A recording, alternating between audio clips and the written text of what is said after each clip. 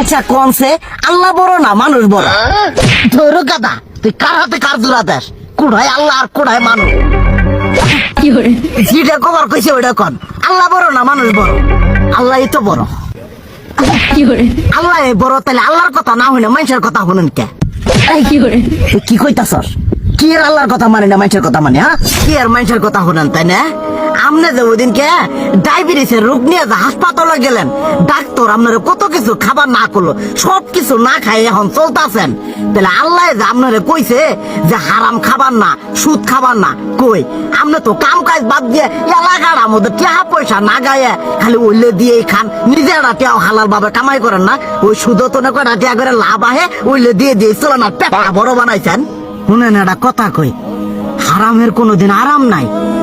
হালাল পথে রুজি রোজগার করেন, প্রয়োজনে এড়া বেলা কম খায়েন, তাও শরীর পিণ্ডও ভালো থাকবো, কোনো রোগ বেদও হবো না, আরামও পাবেন, আল্লাহও খুশি থাকবো। তুই আমার এইভাবে বুঝাবি আগে কইলি না কে?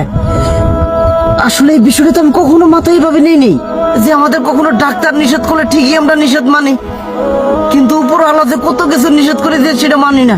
আর এই যে হারাম পথে টিয়া পয়সা কামাই করতেছেন, শরীরের মধ্যে দুনিয়া রোগ ব্যাধ হয়েছে, দেখা যাইতেছে যা টিয়া হারাম পথে কামাই করতেছেন তার তো বেশি টিয়া মনে করেন জ্বলেই যাইতেছে গা বেশি।